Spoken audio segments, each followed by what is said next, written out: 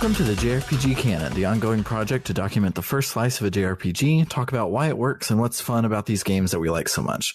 If you'd like a better intro as to the purpose and idea behind the series, check out the first 2 episodes on Final Fantasy and Dragon Quest, and then come back to this one. I'm Sam Allman, and this week is another one of our commissioned episodes, commissioned by friend of the show, Cerebral Wind, and CW has asked us to play Mario and Luigi Superstar Saga. I'm joined this week by the new co-host of RPG Book Club, Trish. Hi there. It's my first time doing one of these, but I'm looking forward to it. Yeah. This will probably not be your last one because the way that it works is I try to find guests for the show. And if Saturday night rolls around and I don't have a guest handy, I just say, hey, Bernard, hey, Trish, you're up. And there it goes. Well, that works. So, Trish, I already know the answer because of other podcast dealings, but what is your history with the Mario and Luigi games or Mario RPGs in general?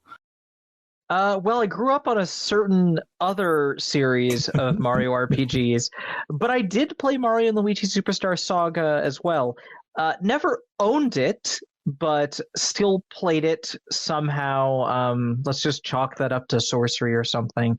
Mm-hmm. But I did play through... I've beaten the first one a number of times, Superstar Saga, which we're here to talk about today. I've played a couple of the other ones here and there, including Bowser's Inside Story, but never completed any of the others. I think that they're neat. There are things I like about them. They're definitely not like my cup of tea, but I still respect them for what they are. And I try not to hold Paper Jam against them. Yeah. I never played any of them before. This one. Oh, okay. And by this one, I, of course, am including Bowser's Inside Story that I played through the opening slice and was going to do a solo episode on a couple of months ago. But then I was like, yeah, all of the interesting stuff I have to talk about Mario and Luigi in general. I'm going to be talking about Super Mario RPG and Paper Mario games I haven't covered. And so doing Bowser's Inside Story, that would add another layer of like, oh, this is the things they changed from Superstar Saga that we haven't covered, which are things that they changed from Paper Mario that we haven't covered, which are things that we've changed from Super Mario RPG, which we haven't covered. So I double checked with CW and they said that picking Superstar Saga is fine. Bowser's Inside Story is just their favorite. But my very first RPG of all time was Paper Mario. Funny side story, my second RPG was Legend of Dragoon. So then when my third RPG was Shining Force, I knew 100% that when you get a critical hit, you attack twice in Shining Force. But I thought it wasn't a critical hit. It was me timing the button correctly because of the other 2 RPGs I had played so far had button timings. Oh, that's amazing. That doesn't help that the one immediately after Legend of Dragoon was Final Fantasy VIII, which has button timings on your attacks for critical hits. So I have a very warped sense of what RPG should be because of this series. That's amazing. That's funny. I've played Shining Force, but it's literally been so long, I don't remember. I remember the various mechanical parts of it, and the story and characters are just completely gone from my game. Aside from remembering at some point later on, they gave you a underleveled character that I was told if I kept them alive, they'd be worth something, and then they died immediately because, of course, they did. Of course, they did. Yeah, I love Shining Force. I actually am hoping that Shining Force wins the best of the rest of the best of the rest that we're doing at the end of this year, where all of the losers from everything are up for a vote again, except for Shin Megami Tensei 4, because we're not going to do another 20 episode season. that was a lot, but yeah. I mean, I would love to play through it again. That would give me a good excuse.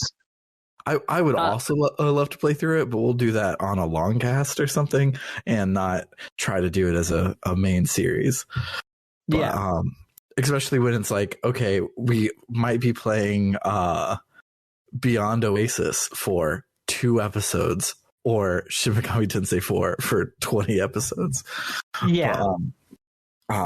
Anyways, yeah, so I've always loved the Mario RPGs of it all, but I just, for some reason, was never interested in Superstar Saga. I think I played through like a demo of it or something, like at a Kmart or something like that.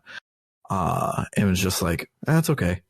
And that was it. And it just always seemed to be like happening in the background, and that was it. But I've gotten really into the art of localization, and this game has one of the best localizations of all time. And it's very good. And so I've been I was reading Legends of Localization, the website, and they showed the rappers from this game who rap, and their stuff rhymes, and they're making jokes and references and stuff like that. And they showed the rappers in Japanese and the rappers in English, and they're like not a direct translation, but they both are like they both like work for American rap and for Japanese rap. Like it's masterfully done. It completely conveys the exact thing that they were going for, recontextualized in a brand new locale. It was very localized, and I was like, yeah, I should probably get around to playing these. And so when CW tossed it up, I'm like, hell yeah, I'm excited to do it. And I was not let down. Spoilers for the end of this episode where I talk about all the shit that I liked. But honestly, yeah, that sounds amazing. I do love that kind of localization tidbit of being able to so perfectly snag onto something in the culture you're localizing to carry across a concept that could so easily get lost in a really bad translation. This is a complete tangent, but a recent example that ruled is in one of the Witcher 3 DLCs. I don't remember which one because I'm not there yet, but there's a quest that relies on wordplay to like, oh, the thing that you need to do is like something all relates to dirt or earth or something. I don't remember, but it's very it's a language based. It is very language based. And so in the Japanese version, it's a rare language localization in the other way. The Witcher 3 Japanese localization, Japanese people say is one of the best localizations that they've played in a very long time, which is nuts because that game is gigantic. But in that DLC, they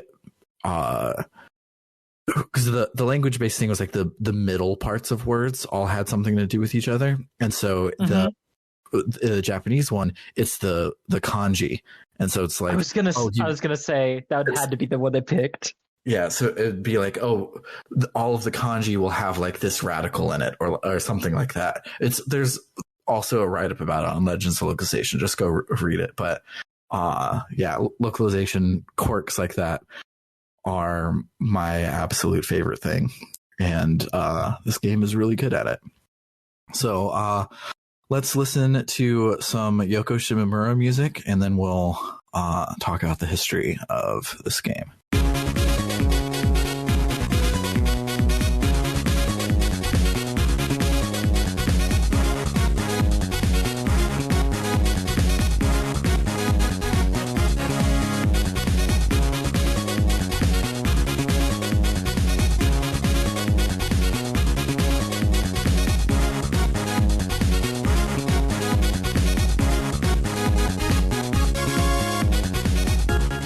So Superstar Saga is the first game in the Mario and Luigi series, but also the third Mario RPG game if you lump them all together, which I basically do, even though Superstar Saga and Paper Mario were completely separate spiritual successors to Legend of the Seven Stars.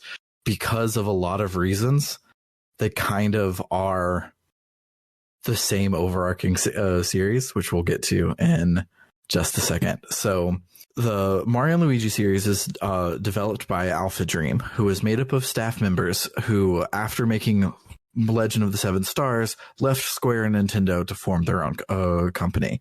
And even before they started making spiritual successors to Mario RPG, you could tell that they were the people who had made Mario RPG.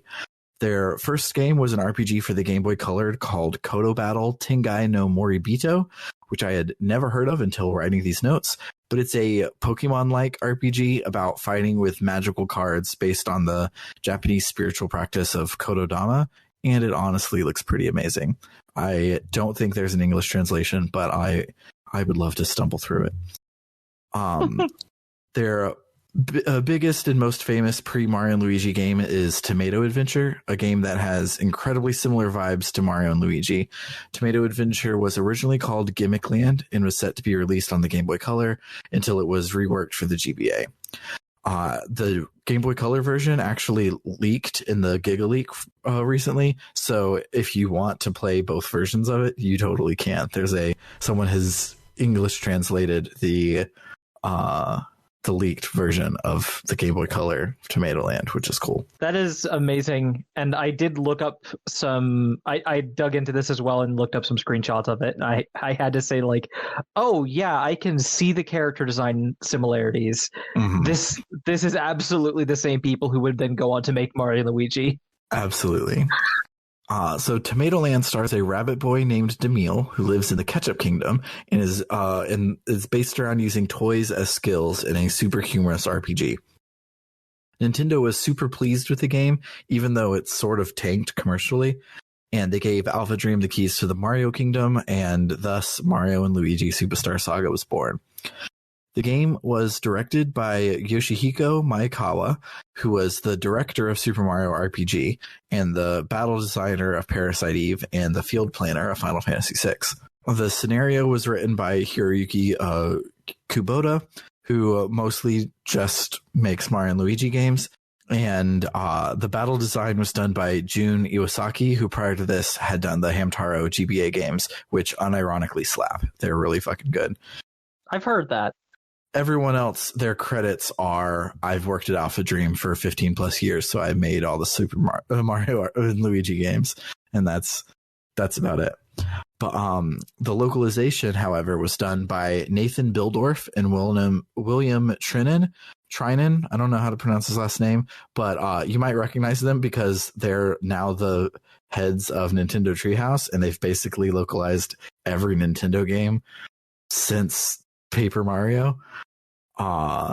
They're super prolific. Like I was going on the Moby games for like all the Alpha Dream people, and there were like 7 games listed, and it was the 7 Mario and Luigi games for like every single person. And then I get down to Localizer, and they had over 257 games under their belt, and it's just nuts. They're super prolific and really good at everything they do. The Nintendo localizations are always top notch.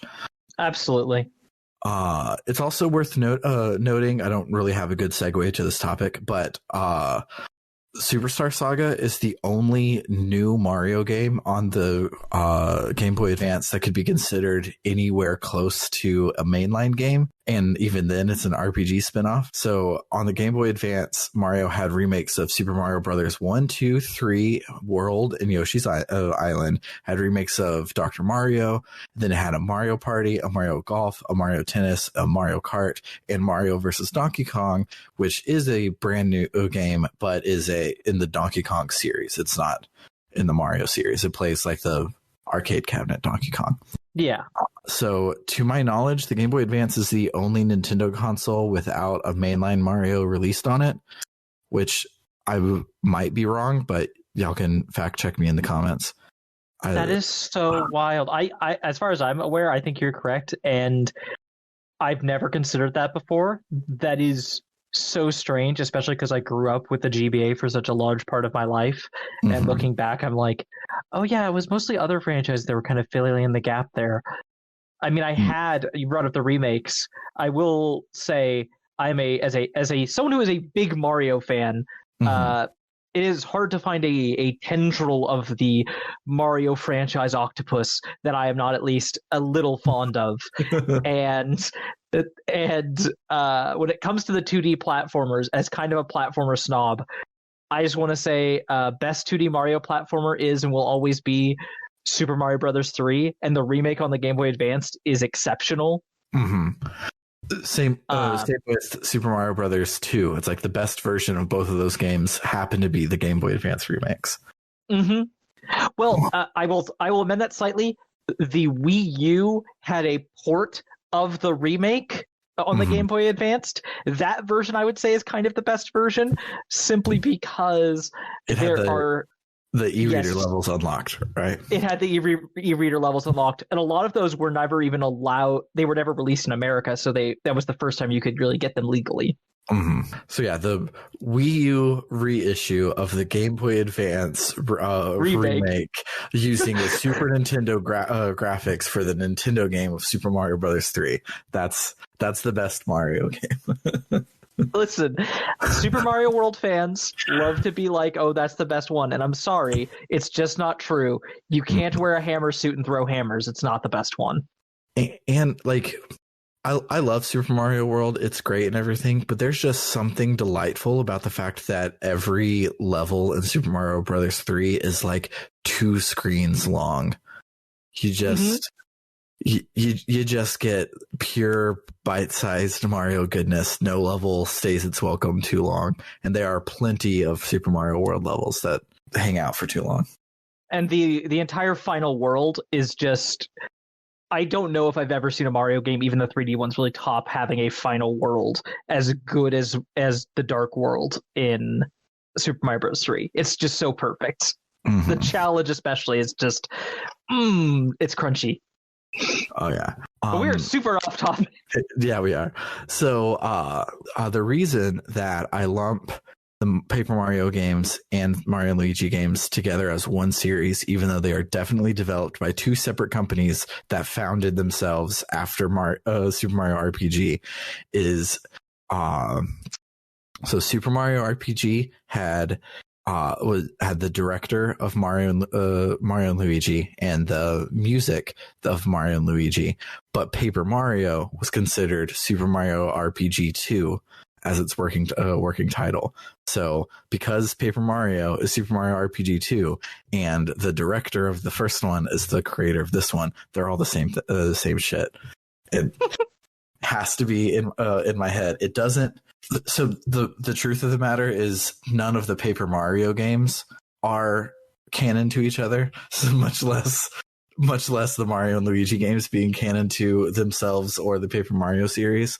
It's kind of just like it is with every other Mario game, and this is a new adventure starring Mario. And Sam, you poked a bear. I'm sorry. First of all, there is continuity between, at the very least, Paper Mario and Thousand Year Door. There is direct continuity there. And there are hints of continuity in some of the later Paper Marios.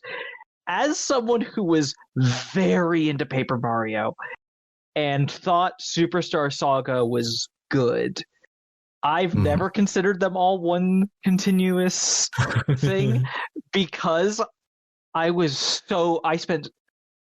honestly, let's be honest here. I spent too much of my childhood infuriated that they kept releasing new Mario and Luigi games, and the Paper Mario franchise, meanwhile, swerved into a ditch and the car caught on fire. It's very true. But my point was not necessarily about Thousand Year Door. It was the fact that every Goomba is just a Goomba and every Toad is just a Toad after Thousand Year Door, which is definitely not how it was prior. And it's just like, it's definitely not. No. Yeah. The way that everything operates is no longer looks like Paper Mario 1, and none of it looks like Super Mario RPG. However, they all have HP. They all have flower points. they all have pressing the A button when you jump on a bad guy and you do some extra damage. So it's very, very close to the same thing. I will admit that it is probably closer to Dragon Quest and Dragon Quest Monsters than it is Final Fantasy 1, 2, and 3.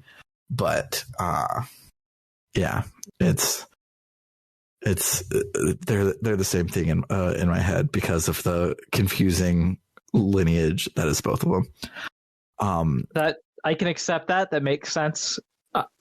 I still don't agree, but I understand what you mean. Yes.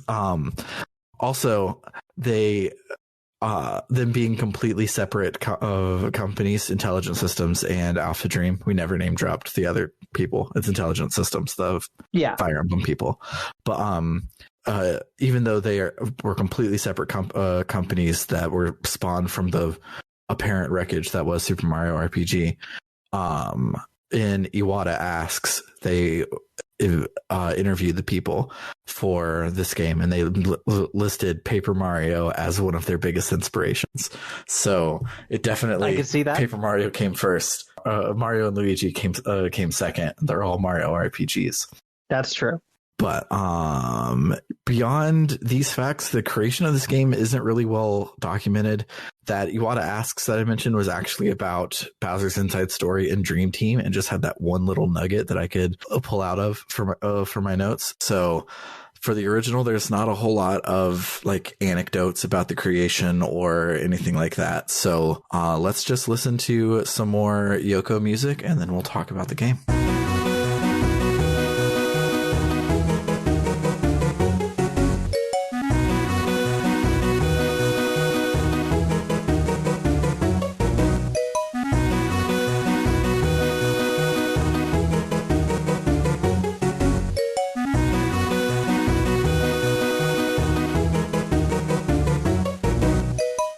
So when you start a new game, you see Peach's castle, where the ambassador from the Bean Bean Kingdom arrives to give Peach a present. But it's a trick. The present releases a gas, and it steals Peach's voice.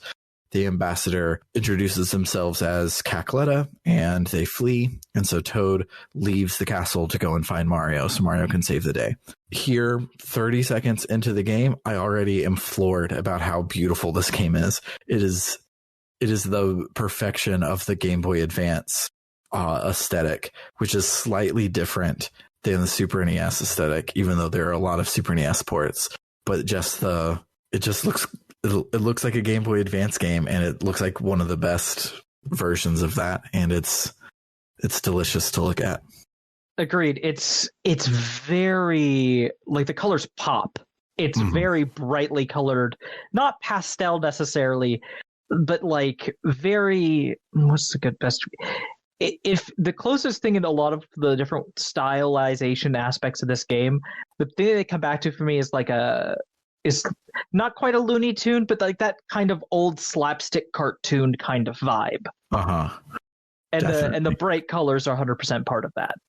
Yeah, like when I think of Game Boy Advance games, I think of, and like try to picture what they look like in my head. I think of games that ended up looking like Golden Sun, or games that ended up looking like Minish Cap and Mario and Luigi. Like those are the two flavors. If you have the like pre-rendered looking stuff, or you have the super stylized Saturday morning cartoon look, and this game looks really, really good. Now I'm really curious what end of that scale Battle Network falls into. So Battle Network 1 is the Minish Cap end. Battle Network, I think 2 through 6. I think it was in 3 is when they zoomed the camera out a little, so all of the sprites were a little smaller, and it ended up looking a lot closer to Golden Sun. But that's neither here nor there. Though I am probably going to redo an episode on Battle Network because it's fantastic. Oh, I would love that so much. Yeah, if you go to our website, you can find the article version of the JRPG Canon where I did a Battle Network episode, but I'm slowly trying to remake all of those as podcasts. Okay, I call dibs on being on that episode then. Hell yeah. Regardless, Mario is found. Yeah. So Toad finds Mario in his house, and the game lets you control Toad while you're looking around the room for some reason. It doesn't make sense. I actually thought like my Steam Deck had messed up because I'm playing this game legitimately on my Steam Deck, and so I thought like the emulator had paused or something because the cutscene just stops. But then no, turns out you can play as Toad for a second. So you walk around and you find Mario in the shower, and you tell him that Peach is in trouble at the castle. So Mario speeds off and brings Luigi with him. Luigi didn't want to go, but when Mario runs off, he accidentally grabs Luigi and takes him with him. So when you get to the castle, Bowser's there, like complaining at Peach. Luigi trips and bumps into Bowser, which pisses Bowser off and makes Mario and Bowser have a tutorial battle together. Because every Mario RPG has to start with Mario and Bowser having a tutorial battle together, and then Bowser ends up not being the main bad guy of the game. So already in this game, again, we're at our first taste of combat. The game has been gently and also not so gently ribbing Luigi, and that never stops. Doesn't ever. I don't think anyone except for Toad has called Luigi by his name, and the entire thing that we played today is just Green Mario, which is hilarious. It is. It's funny.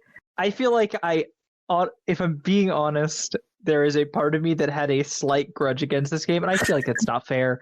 But this is like, I feel like right when that started happening, it was like this and a little bit also Luigi's Mansion was around the same time frame when Luigi started becoming just a pure butt of the joke character and nothing else. Yeah, it's hilarious. It's very funny, but I also enjoyed Luigi being like in any way, shape, or form treated with any amount of respect. So that made me a little sad.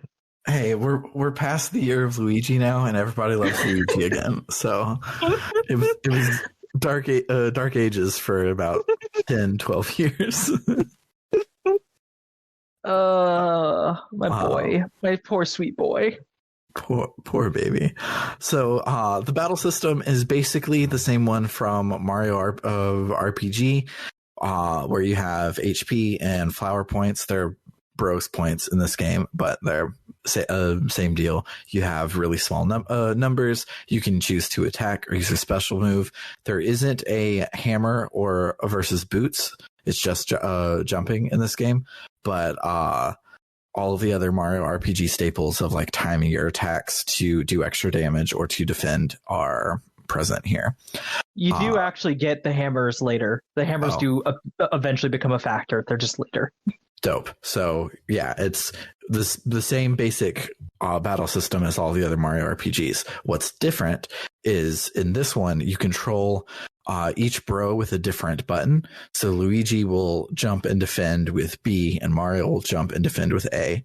So the system becomes a series of like timing or rhythm challenges to defend from the bosses and everything. And that is the reason why Maddie doesn't like this game, is because it makes all the battles take a really long time, and I can see that, but it's also fun to have to do all the rhythm and timing.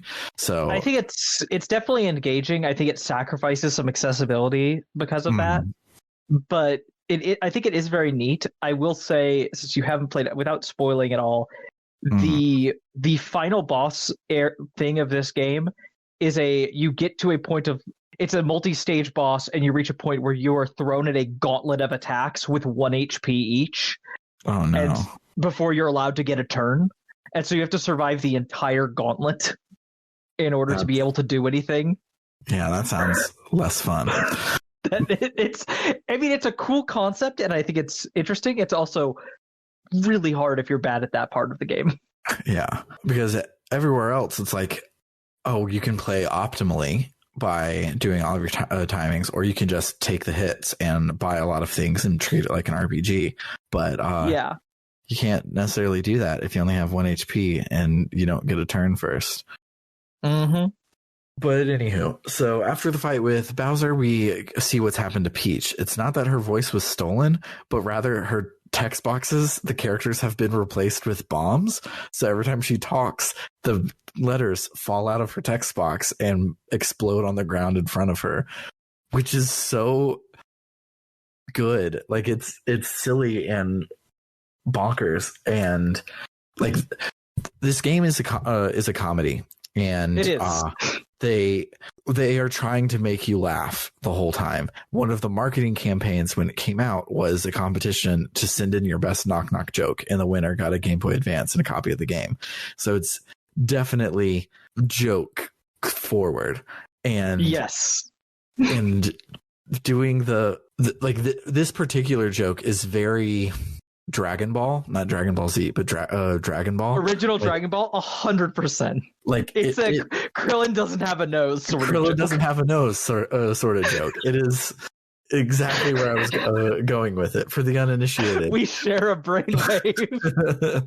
for the uninitiated, Krillin aesthetically, like not in canon, just aesthetically, they draw him without a nose. He has a very simplified face. Is just how they draw him. And he has, up to this point, been like, that food smells good that you're cooking, Master Roshi. Like, he obviously can smell things, but he's facing this guy whose power is how bad he stinks. And Krillin's like, oh my God, I can't do it. And then Goku's like, but Krillin, you don't have a nose. And then suddenly, Krillin now canonically doesn't have a nose, and he can win the fight because they don't draw him with a nose. And it's stupid and it's hilarious, and it's the same sort of shit here where it's like, oh no, all of her letters are just bombs now, so we have to get out of the way every time she talks. This joke is. I'm not gonna lie. This joke might be my favorite thing in this entire game. It's so good.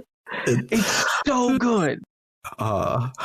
I love it. And then so much. Also that promotional campaign you mentioned, I just have to add, because I'd found that out too, and the fact that this campaign was going on, and the joke judge was Kathy Griffin. Amazing. So good. I'm so sad that younger me didn't know, because I was a big stand-up comedy fan at the time and knew who she was. You could have won. You could have won a Game Boy Advance P and got it handed to you by Kathy Griffin. But yeah, so her all of Peach's words are bombs now. Yeah. So Toadworth fills us in and says that the people that we're after are from the Bean Kingdom, and Bowser is like, well, Mario and Luigi, you should come with me. Or he just says Mario. He doesn't say Luigi. He asks Luigi if he's coming. Luigi is like, absolutely not. So he's like, come with me on my Koopa cruiser so we can save Peach, get her voice back, and then I can kidnap her, because I came here to kidnap her today, and I don't want to kidnap her if she's going to explode me every time she talks. So Mario thinks this is a good idea, and it lets us go and explore in exploration mode around the castle grounds. And the game worlds are like almost voxel based in a like isometric platformer sort of way. Like it's definitely a cross between an RPG and an isometric platformer, and they do a lot with that fact, but it's weird, but like in a good way, and it's very stylish, so you get used to it really quickly. But everything, because of the isometric nature of it all, everything feels a little like at kind of a weird angle, like you're staring down from like a 45-degree angle or something. Feels a little weird, but they make good use of this presentation style, as we'll get to when we get to the actual level in a little bit. So you can walk around this area, and you can do a few side quests to get some extra items for the toads in the area and stuff. And eventually you make your way up to Bowser's cruiser. On the way there, Toadworth stops you, and he gives you the suitcase, which is the diegetic explanation for the pause menu gaming abstraction, which is one of my favorite tropes in video games. I love that games sometimes decide they have to have a reason that your characters are in a video game and need menus. Like, it's not needed whatsoever. We had menus in video games way before anything else, but I still think it's hilarious that when you pause in Fallout, your character puts his arm up to the screen so you can see the tip there. And like, even though it pauses time, so like a zombie ghoul thing will be like charging at you about to kill you, and you pause your game and it just freezes time, and you pull up your wrist. Let me just Stimpack. Med-X. Okay, I'm good. Yeah. Another one that I love is the DS Pokemon games where you open up your items and it shows you your backpack, and it's like, these items are in this pocket. I'm like, these items are just words in a menu, but cool. I'm glad I know the exact part of my backpack where they put in stuff. Well, they combine that also. I think it started with Gen 3, but Gen 4 also does that, where not only do they show you the different pockets things are in, but they have little visual icons, so they're no longer just complete abstractions of words. It's like, no, this is what your bicycle looks like. This is what the versus recorder looks like. You're like, sure, I guess. All right. So yeah, after we get our suitcase, Bowser and Mario board the Koopa Cruiser, and they're about to head off. And Luigi is like, "Thanks, get out of here. I don't want to go with you." But as he turns around, he's swept up in the approaching army of Koopalings, and he's mistaken for one of them. So when he tries to leave, he's considered a deserter, and he gets scooped up by the ship anyways. Mario mentions nothing to Luigi. He just grabs Luigi, and Luigi joins the party, and we get to explore the ship. Along the way, as you explore the ship, you're tutorialized on a bunch of battle and exploration mechanics. You can jump on baddies to get advantage on them, like you've been able to in all the other Mario RPGs. You can interact with things in the environment. And most importantly, you can talk to a bunch of NPCs with some fantastically written dialogue. When we make it up to the deck of the ship, Cackletta is there, and they sick a mini boss with a weird helmet on us. And I know that he is must be a fan favorite because he's the main bad guy of Bowser's Inside Story. But I don't know. I find him pretty awful. But yeah, when I saw his name, I'm like, oh hey, this guy's important. But for now, he's just a mini boss with a weird helmet. So and a weird way of speaking. Yes. So we have our first boss fight, and it is also kind of a tutorial. Bowser pops in, just be like, hey, sometimes when he talks, he'll use red words or green words. I wonder what that could mean. Hint, hint, red brother and green brother. And so eventually he goes down. And after the fight, Mario and Luigi are tossed from the Koopa Cruiser. I didn't write down why. It doesn't really matter. Something happens and the Koopa Cruiser crashes, and Mario and Luigi land in the first level of the game, Stardust Fields. Right after they land, there's a small mini game where you have to play jump rope to prove that we're Mario by jumping, which was a common plot point in Super Mario RPG, which I'm glad there's some consistency here, that Mario doesn't carry an ID. He just jumps flat-footed 12 feet in the air, and like, oh, it's got to be Mario. Then we get to explore the level. It's a gorgeous little purple canyon-y area. And as we explore, we come across Bowser, who's stuck in a cannon, and we can't get him out. There's some bean motherfucker who won't let him out unless we pay him 100 Stardust Fields coins. So we have to go around and find enough monsters and do enough puzzles to get 100 coins. Along the way, we meet two Evil Knievel looking dudes who teach us about bros actions and bros attacks, which are special moves that when in battle, we can use them to use both brothers' turns, and they have complicated timings. I almost said additions because Legend of Dragoon, but that's basically what it is. You can do additions to use both brothers' turns to have special moves, and then outside of battle, you get special platforming abilities, like jumping on the other's head. Mm-hmm. So the two that we learn right now is a spin hover for covering long distances and a high jump for jumping high. After we gather all of our coins, we go back to free Bowser, and turns out this motherfucker tricked us. He never said that he would free Bowser if we paid him. He just said to bring him coins. He's a stinker. So we fight him in a boss fight, and we get to use all of the bros attacks that we just learned, and we kick butt.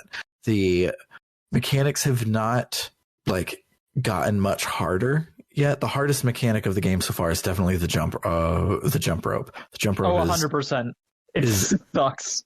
It sucks so bad. But both of our bosses have tossed out an attack that sometimes will go straight and sometimes will bounce and sometimes will bounce high. And you have to be able to read it to know if you should jump or not jump and which person to jump with. It's not super complicated yet, but it definitely, we know it can get there because of the jump rope.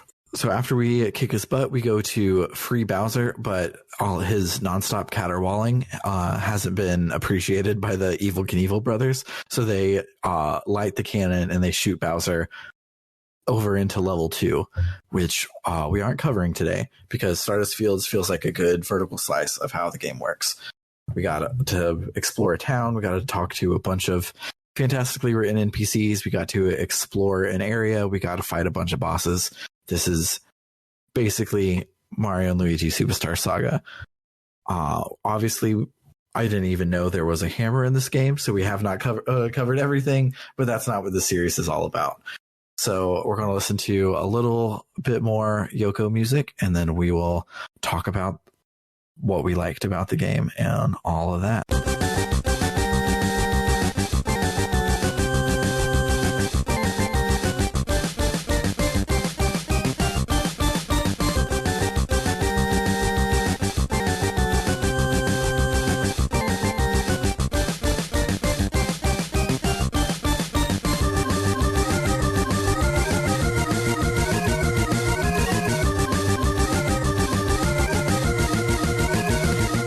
This game is great, and it's mostly great because it's so far this game proves my main thesis of the JRPG canon is that JRPGs are fun, and walking around and doing fun little things and talking to little NPCs that are quirky and weird and going on adventures and moving around in a RPG space is inherently fun, even if you don't have the best story or the most epic blah blah blah. Just playing an RPG is fun, and this game is incredibly fun to just play. I accidentally played half of level 2 before I realized I was like, oh yeah, I was only supposed to do this first one. I just kept going because there was a smile on my face, and I love that. Yeah, that's wonderful. I do think this game really excels in just being fun and funny. Like I said, having kind of a slapstick cartoon kind of feeling to it. I mean, the fact that they take the whole Mario is silent thing from earlier Mario RPGs and extend that to Luigi, and instead of and have them communicate by basically doing weird babbling that sounds very silly. It's very much the rule that runs this game is what would be the funniest thing to happen right now. And it's very good at that. That's not and that's exact thing that makes it so good at that is also the reason why I lean a lot more towards Paper Mario personally than Mario and Luigi, and why I've beaten Superstar Saga but never afterwards felt like I really need to dig into the others as much. Because it's this is a expertly brewed drink that is not to my taste. I mean, that. It isn't not to my taste, but it's not what I'm looking for. Yeah. That said, because I know you like Legend of the Super Mario RPG. Would you like to? You've probably already heard of this a million times, but I think that'd be a fun thing to bring up as a thing a little bit later in the game that gets brought in. That is very much a thing that they did in Super Mario RPG, but taken to the logical extent, but then cut out of the game. Namely, that there were going to be cameos from a bunch of other characters from Nintendo things. There were supposed to be Samus, Link, I think Excitebike, and Captain Falcon. I'm not remembering them all correctly. I know a couple of them for sure. They were supposed to make cameos, and those all got cut, but all the dialogue and some of the sprites are still in the code. That's awesome. It's awesome, and I really wish they'd been able to do that, because that is just so fun. Mm-hmm. Yeah. I really like this game. I also don't think I'm going to go back and beat it. Like, I don't have anything against it. Like, I played the opening slice of Bowser Inside Story, and I played the opening slice of this one, and I both think they're like you said, an expertly crafted thing that's not necessarily to my taste. They're both really short. This game is only 10 hours long, and there's not a very long list of 10-hour RPGs. So maybe if I'm looking for something to do and I have like a 2-day weekend to just sit back and want something to feel good, then maybe I'll get around to it. But it's really, really good, and I wish that Alpha Dream hadn't gone under, because we probably won't get any more. It's really sad to see a studio that had very much like this became their main thing that they did, and then they just kind of crashed. And it's so it sucks to have to be left wondering what they would have done if they'd been allowed, if they hadn't gone under. Like I could see a Cuphead looking Mario and Luigi for the Switch. Like, I feel that's where they would go, given all the pixels that they could use, and it would probably be amazing. But we'll never know, unless all the people at Alpha Dream spin off and make a new thing, and they make another Mario RPG adjacent game. And Nintendo's like, this is really good. Would you like to make another Mario RPG and just keep the cycle going? Yeah, my conclusion was just, this game is fun, and everything about it is just focused on being fun, and I like that a lot. I think it succeeds the best out of the three flavors of Mario RPG. I think it succeeds the best at making the overworld traversal feel like a Mario game. Mm-hmm. I think it does that incredibly well. And I remember that being frustrating as hell in Mario RPG, and it's basically just not a thing up until Super Paper Mario, which was that on purpose. But this with like your different jumps and things like that feel a lot like a Mario game, and I think that's really, really cool. I see there's the problem with this series is by virtue I'm playing the hits, and sometimes the hits are just good, and the things that I can say about why they're good is it was really fun to play for about 4 hours, and I could probably dig in with like better words, but like it's just good, man. Yeah, no, I think in this case that's really the best way of describing it. It's good, it's fun, it has a fun sense of humor, it has excellent animation and a good soundtrack. Like, It's good. Yeah, and so Yoko's music for Mario RPG does not sound like Yoko. This game sounds like Yoko. This is all like the shenanigans music from Kingdom Hearts all over this game, and it's fantastic. I almost forgot. I'm so glad you brought that up. Sorry, that just triggered something I had wanted to talk about, which is also one of my top favorite things about this game. I love that while you're in battle choosing what you want each bro to do, they sit and dance to the music. And like they like jimmy their arms around to it, and it's just like, it's so delightful. It's so fun. It's such a goofy dance too. Like it's really like an old man almost kind of dance. Like, I don't know how to dance, so I'm just gonna bounce from side to side, move my arms. Yeah, like everything is constantly in motion in this game, which is what I was like talking about in the Game Boy Advance vibe. Is like everything's animated, and it's animated in like adorable, cutesy ways, but not like childish or girly cutesy, but just like stupid. Like it's just everything's moving, and it brings a smile to my face. It's very Adventure Time. Yeah, it's very Adventure Time. But yeah, I think that's all I got. If you would like to sponsor a JRPG Canon episode, you can do so on the web at www.rpgbook.club, where for only $20, we'll let you tell us what to play. It should be an RPG, but the definition of RPG and how canon they should be is up to you. But I should at least be able to spin it as an entry in the JRPG canon. Like when we open up just regular commissioned episodes, those will cover any game. And so RPG Book Club has covered SpongeBob Battle for Bikini Bottom.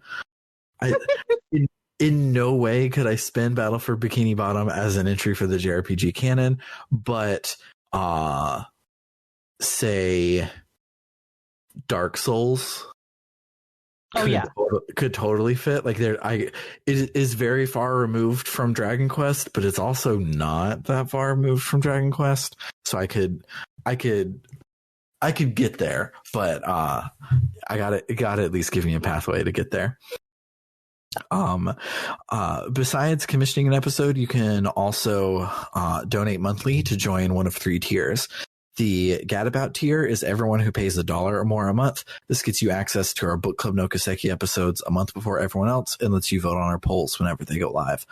The Warrior tier is for everyone who pays $5 or more a month and also gets their name shouted out at the end of every episode. So shout out to Peninsula of Power, Floris, Kaldron, Freddie Rodriguez, Aaron524, Vimk, Jfro Prime, and Doho. And then we have the $20 a month tier, which is our Luminary tier. And that's for everyone who loves us so much that they pay us $20 or more a month, and they get a 1-sentence shout out to make me say whatever they want. So shout outs to L Tantavi, who wants you to check out critical-distance.com, which is an aggregator for games criticism and journalism. And also shout outs to William Taylor, who recommends checking out rpgamer.com, a video game review site for people like us by people like us. And then also shout outs to Carr, who joined us live tonight, who is a dentist. And so he's not shouting out his Twitch stream, but rather your own mouth. And he says to brush your teeth twice a day, most importantly, the time right before you go to bed. For the JRPG Canon, I've been Sam Allman. And I'm Trish. Go play some games.